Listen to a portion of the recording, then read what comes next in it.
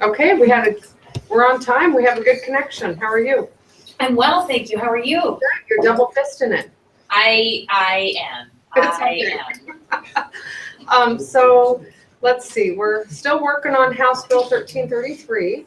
Great. Since we met with you last, we sent just a ton of emails to the people that were voting on the House floor.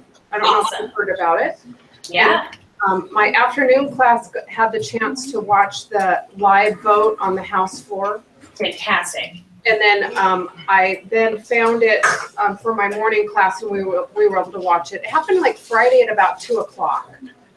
Yes. When it passed in the House. And so then I pulled it up and rewatched it Monday morning, just through TVW. You know, we went back and watched the Friday. And so we know that our bill passed the House. Yep. Now, based on what you told us about how a bill turns into a law, now it's going to be over in the Senate.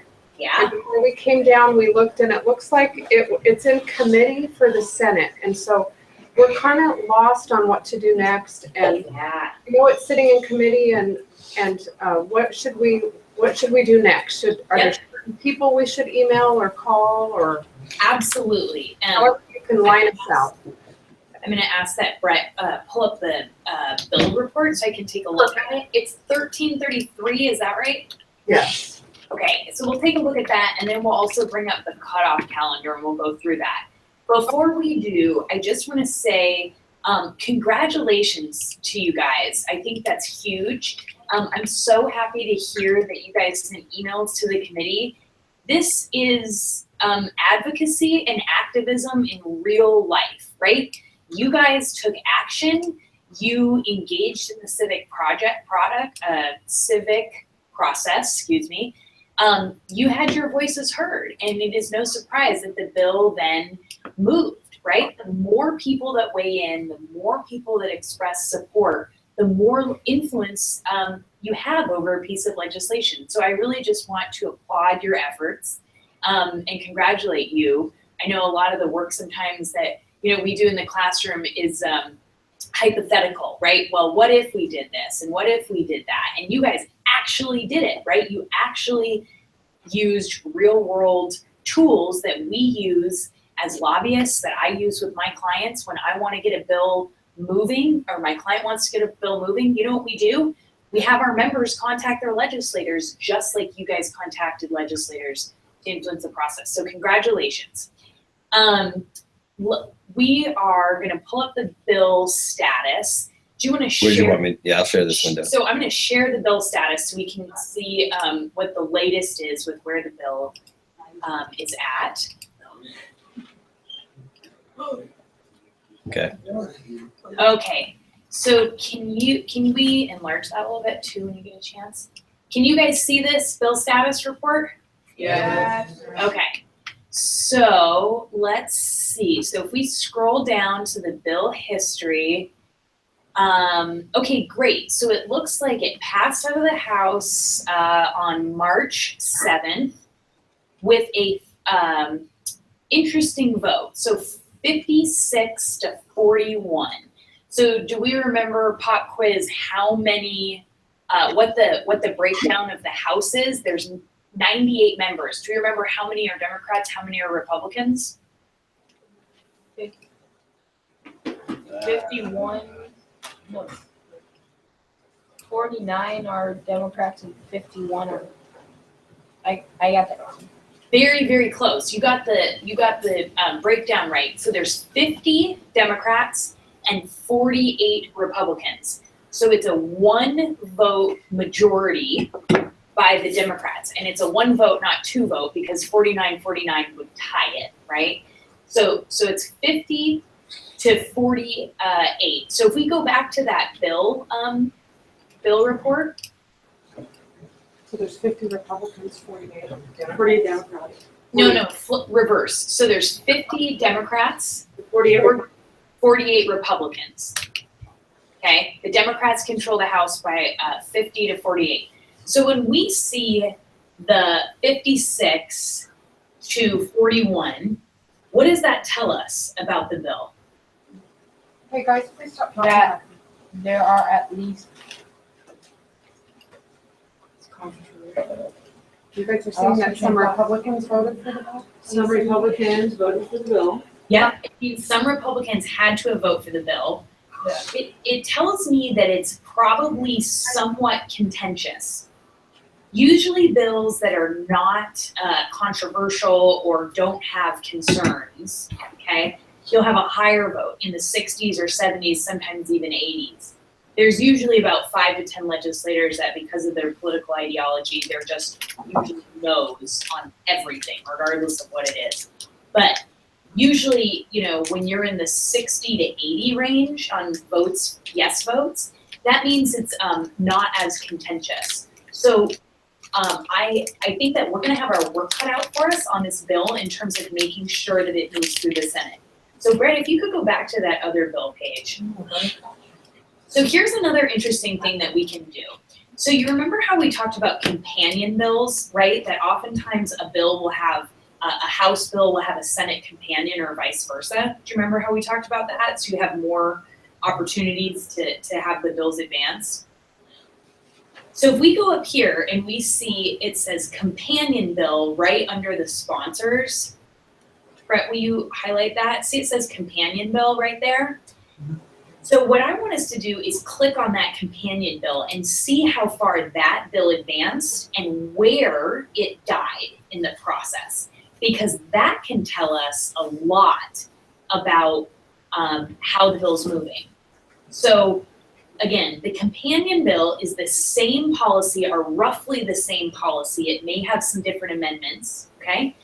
But same concept. So if we scroll down in the bill history, oh, wow, okay, this is great.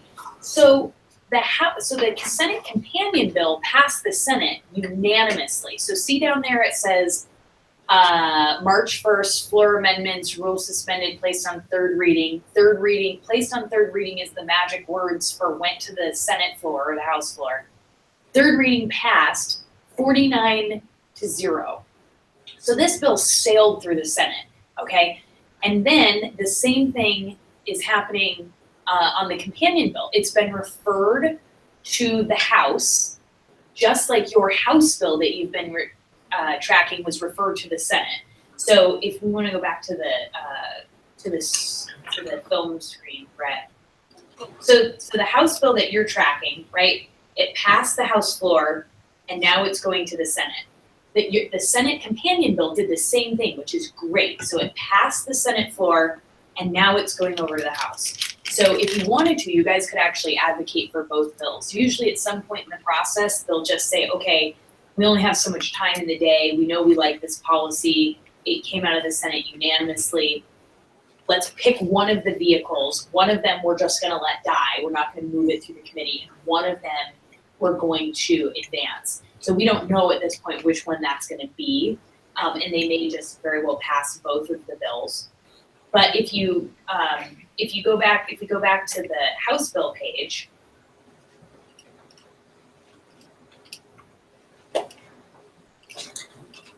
okay, and so we see with the House bill right here, if we scroll down,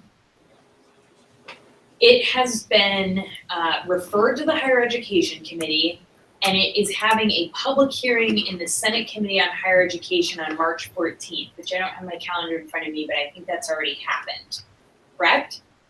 Mm-hmm. Yes. So it already had a public hearing in the Senate Committee. So now, do you guys remember if we look through the process, the regular bill session right before that, it goes through Policy Committee, right, Higher Ed. If we look on January 17th, this will tell us what the next step is. So it goes from Policy Committee, and then what happened on February 17th? Who can read that? I can read it. What happened on February 17th, guys? Executive action taken in the House Committee on Higher Education at 10 a.m. Yep. And then what does it say in bold? 18 majority first substitute bill be substituted do pass. Do pass. Okay. So what does that tell us in plain English? What happened? They got the first of one of the companion bills. So on February 17th, the bill was moved out of committee with what we call a do pass recommendation. Executive session means they voted the bill, they approved the bill out of committee, okay?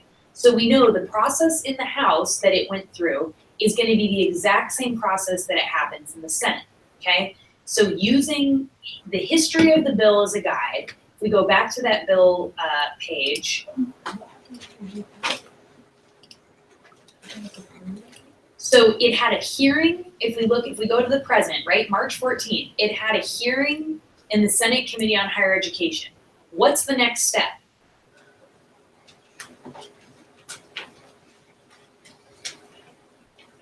Is it utilizing?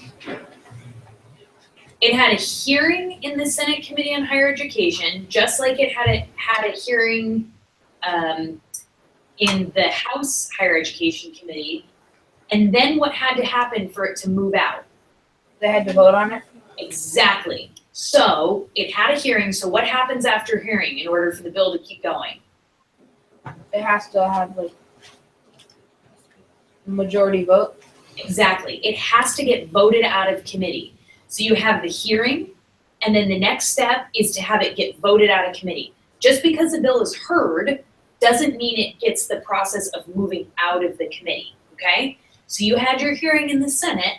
Now the next step is the bill has to be voted out of committee, right? Just like what happened in the House. It had a hearing in the House, in the policy committee, and then it has to get moved out of the policy committee, which is called executive session, okay? So tell me again, what's the next step? To vote. Yes, in the which committee?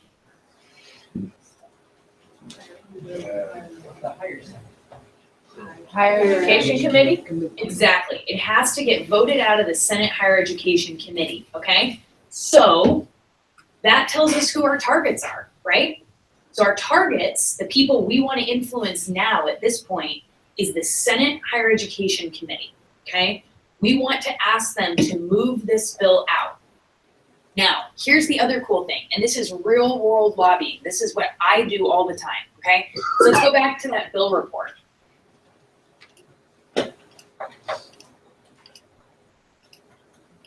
This is where we show the committee, when we tell them, please move this bill out of committee, we show them that we've done our homework.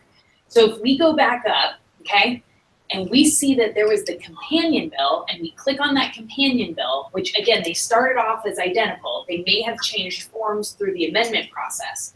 But if we go to the companion bill that we know started in the Senate, okay, and we scroll down, so now we're on the companion bill, the Senate bill page, okay, we know that this was on January 31st, if you want to highlight that, Brett, public hearing in the Senate Committee on Higher Education. Then February 2nd, executive action taken in higher education, right? What does that tell us in real life? What it tells us is that the Senate already heard the companion bill earlier this year and voted the bill out of committee.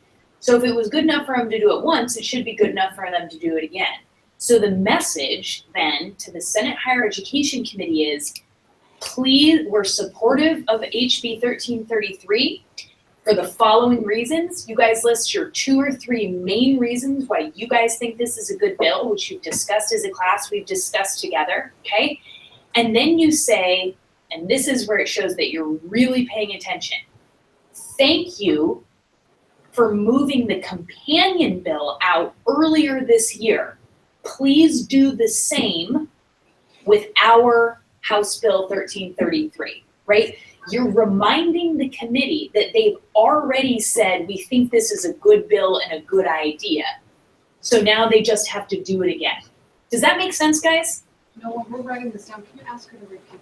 Can you repeat it, please? Yeah, we're trying to take notes. Yep, totally.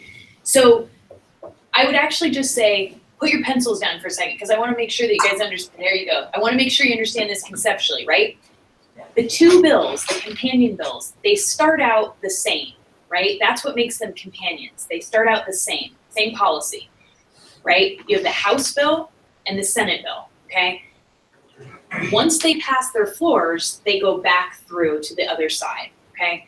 So if the Senate bill has already moved through the Senate, right, it tells me that there is support for the policy in the Senate. It moved out of each of the committees and it got unanimous support on the Senate floor, right?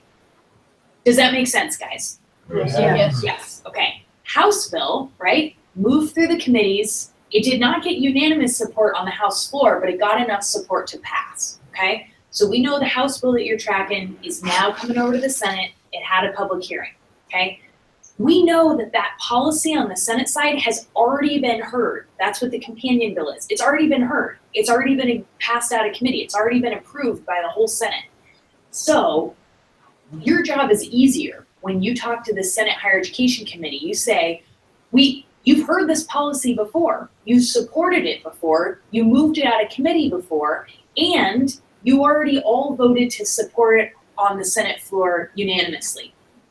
The purpose here is that you are reminding the committee that this is something they support. Thus, please support it again in the form of the House bill. Conceptually, does that make sense, guys? Yes. This is not something that's new to them. They've already seen it once this year and they've already supported it. Now remember, the legislators see thousands of bills, literally thousands of bills. So you can't just say a bill number or even a policy and assume that they remember what it is because they're being bombarded with different bills. So that's where part of our job as advocates is to remind them what's the context, what's the history. You've already voted for this once, thank you. Please vote for it again, right? It's that simple. We want to give them reasons to say, oh yeah, I remember that bill. Oh yeah, they're right. I did vote it out of committee. I did support it. Let's do it again to keep the bill going. Okay? So, my recommendation to you for this week for your homework is to email the members of the Senate Higher Education Committee. Okay? You can use your previous email that you did as a template, right? No need to reinvent the wheel. Use those same persuasive arguments that you used in the previous email. And then, what did I say before? Remind those Senate committee members on higher education that they've already heard and supported the companion bill. So please do it again. Now, do you guys remember, did we go over what we called the cutoff calendar, which is the different days that bills have to move through the process? Did we go through that at some point? A little bit. Yeah. Have you guys looked at that again recently to see when this bill has to be moved out of the committee? What's that? We have not. You have not. So let's take a quick look at that because the deadline's coming up. So Brett, if you could pull up the cutoff calendar. We're gonna have to You might have to remind me how to find that. Yeah. So if you just type in agenda schedules and calendars down. Yep. Session cutoff calendar, that first one. And then the PDF version. All right, and then we can make it bigger. Can you guys see that okay, or should we enlarge it a little bit? There you go. Okay, so the column to the far left is just the date, so March 10th, 11th, 12th. On the far right, it's the number day of session. So best to just look at that left column for the actual days of the month. So House of Origin cutoff means it was the day that it had to pass the House floor, right? So we did that. Both of the bills passed their respective floors by the cutoff. So then we have, this is the looming deadline. Policy committee cutoff, if you could highlight that, okay? That means the bill, any bill has to get through its policy committee. In this case, the policy committee is what committee, guys?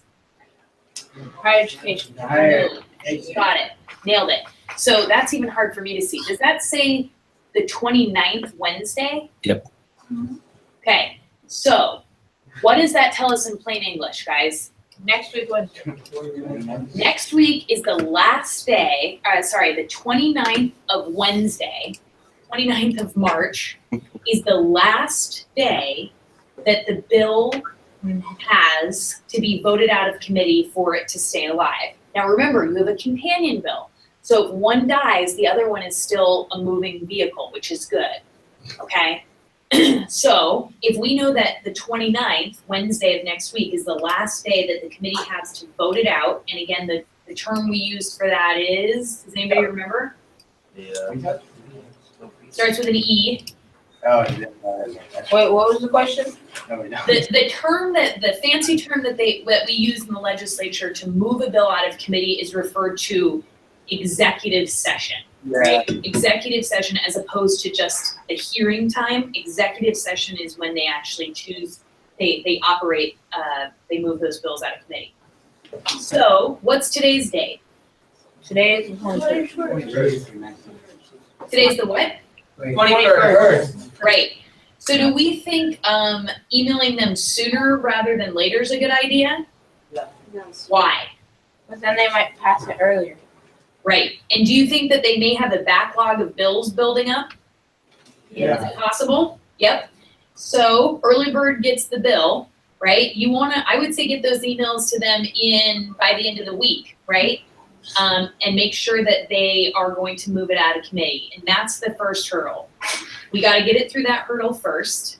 And if you guys want, you could also, and this is up to you, because I know you're tracking the House bill very specifically, but the Senate companion bill, it's doing the exact same process, just over in the House now, is also a vehicle. So if you guys wanted to, you could also look at that bill and see if it hasn't been scheduled for executive session yet, right? If it hasn't been scheduled for executive session yet, you could also email the members of the House Higher Education Committee and say the exact same thing. Please move this bill out. We know you already heard the companion bill once this session. Please support this and move it out again. I wouldn't be surprised if at some point in the next couple of weeks, one of the bills dies, only because both bills have already passed the respective floors. So you only actually need one of them to keep moving. But let's keep pushing both bills, or if you want to focus on the House bill, that's good. Questions, comments? I want to hear about what your experience was watching the testimony and the hearings. Deja, could you? Did you guys watch some hearings between this and our last session? We watched one or two, but we couldn't hear it for a while. Oh, okay. Yeah, go ahead. My name's Deja.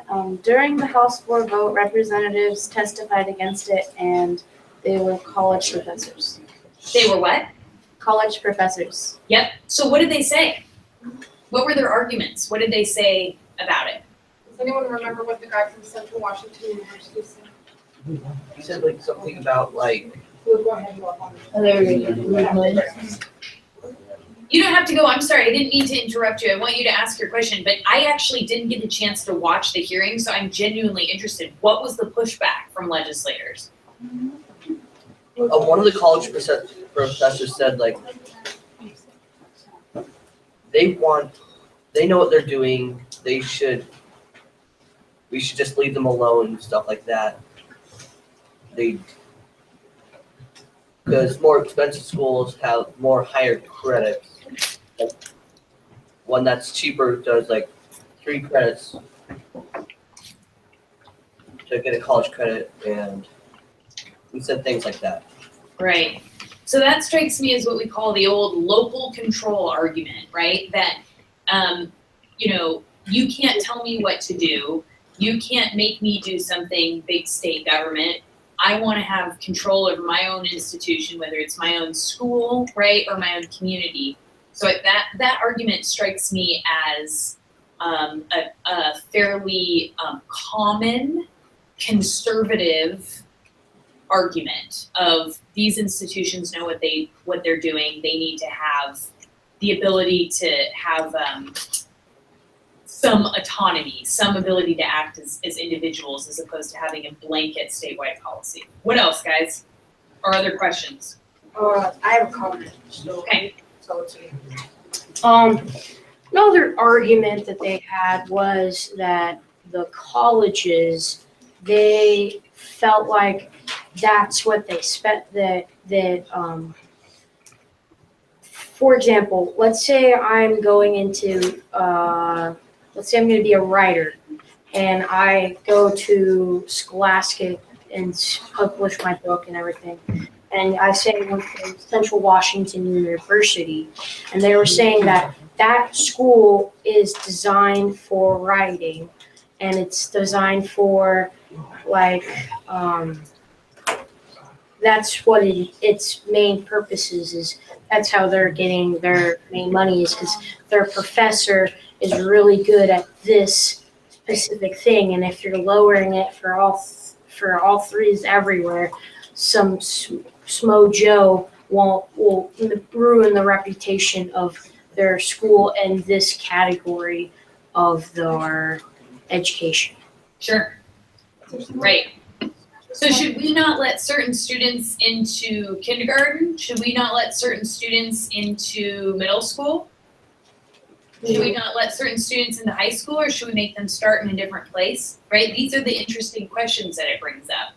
And I think that you're right. I think a big part of this has to do with money.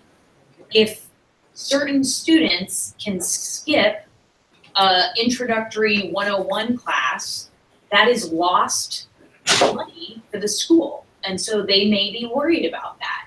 Now, the question for us is, do we think that's a good enough reason? Do we think if a student has proven that they are learning and operating at a high enough level, right? How do we balance those things? Yes, next question. Did you expect the companion bill, Senate Bill 5234, to get 49 yeses in the third reading of the House committee?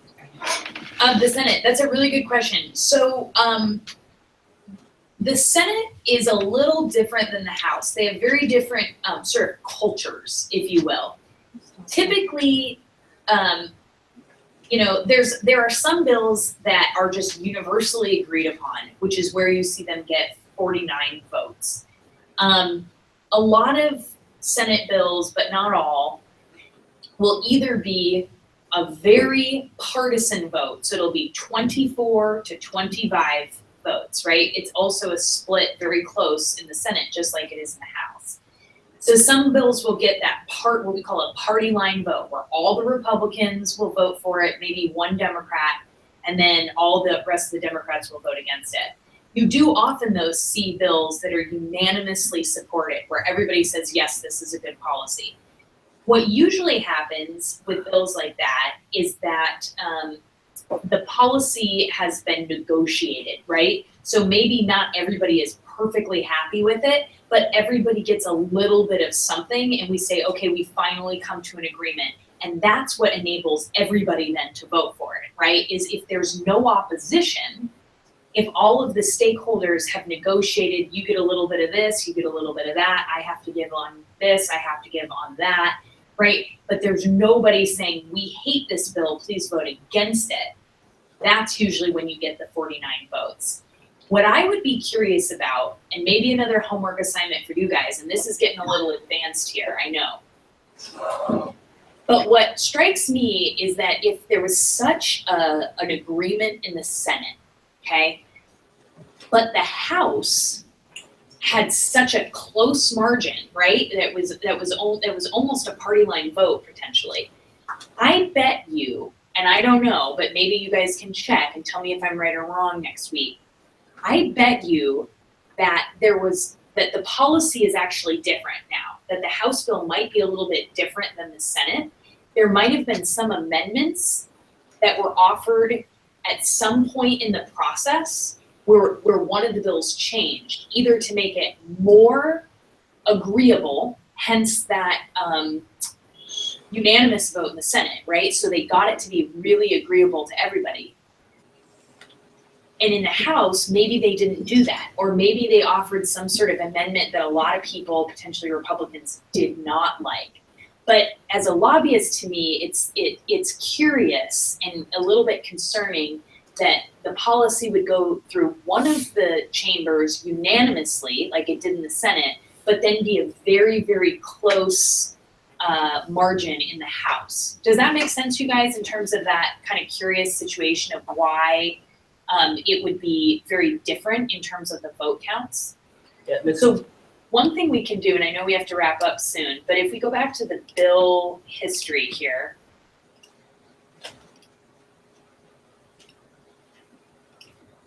I did see an amendment, right? Can you tell me that when I looked, I saw that there was an amendment on the Let's see where the shoes. Bill history. Keep going back. It should- There we go. Okay, so if we scroll through this, okay, and this is where you have to take a really close eye. Let's see.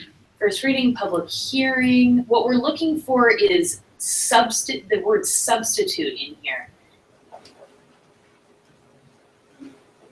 Floor amendments adopted. Interesting. So if you go March 1st, see where it says floor amendments adopted? Okay, that tells me that the bill changed. The other reason I know that the bill changed is if we scroll up a little bit. This is the Senate bill now. It says ESB. Remember how it's usually, the bill starts out and it's either HB, which stands for House Bill, or SB, and then that stands for Senate bill, okay? Sometimes you'll see a bunch of letters and googly-gook in front of SB or HB. Those things can mean, and in this case, ESB means engrossed. Engrossed Senate bill is now what it is, which means that it has been amended. Engrossed means that there were some sort of amendments that were adopted to it. So, and if we click on the House bill, companion,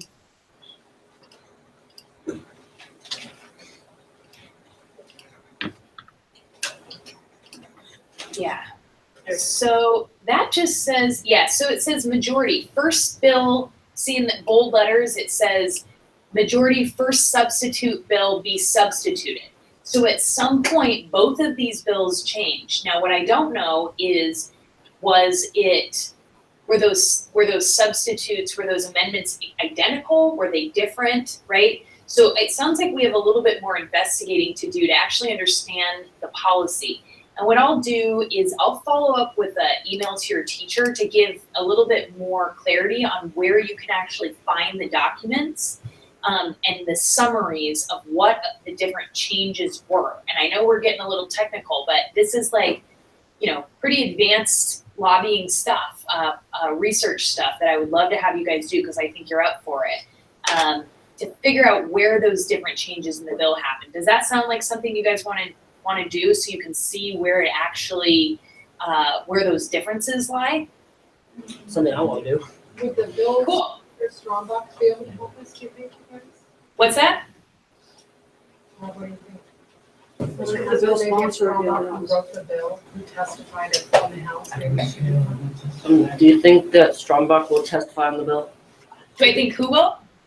Strombox, do you think she Strombock wrote will. about the amendment? Stambaugh. Yes, I think she will, the prime sponsor of the bill, I think she will testify. I think she probably did in that Senate committee. And if you guys want to too, another interesting thing that will give you some clues as to maybe the changes in the bill is if you watch the hearing in the Senate, this public hearing. So if we click back on the bill page, Brett.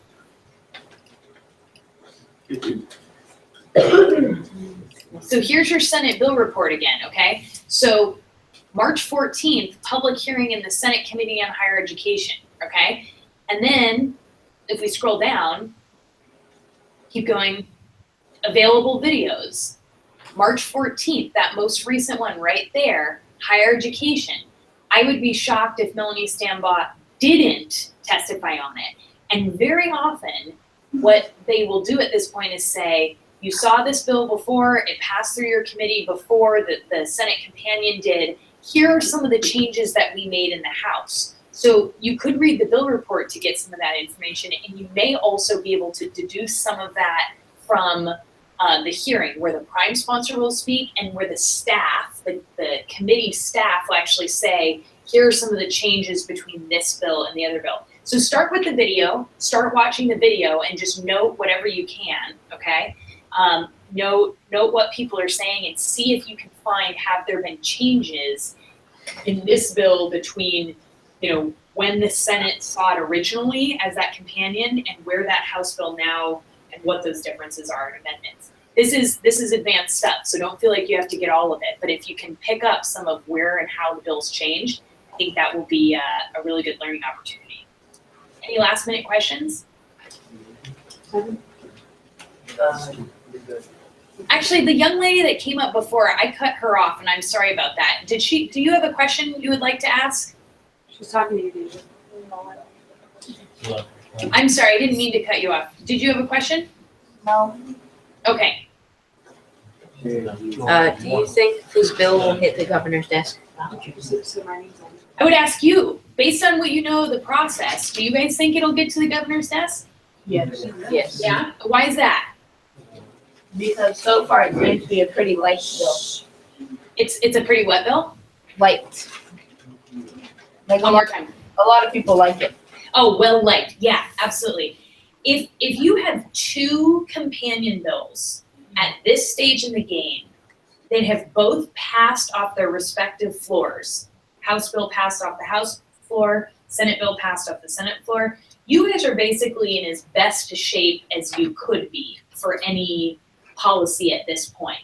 And that's rare, right? We know that only about 1 out of every 7 bills makes it. I don't know if we went through that before, but on average, about 1 out of 7 bills makes it. So 6 out of 7 bills are usually dead by this point or at some point in the process. So I think that this bill has a much higher likelihood of passing and of making it to the governor's desk than the vast majority of other bills out there. How's that for a lobbyist answer? Yeah. So what are you guys gonna do this week? What are you gonna prioritize? I threw a lot at you, so you tell me what's important to you. Email. Whoa, one at a time. One person raise their hand and say what they're gonna do. I wanna hear from somebody I haven't heard from before. Somebody, a lot of kids have camera anxiety. Okay, you can just shout it out. Okay, somebody say one thing we're gonna do. One person raise your hand, yes. We're gonna email the Senate higher education. Absolutely, perfect, great. And what are you gonna do that by?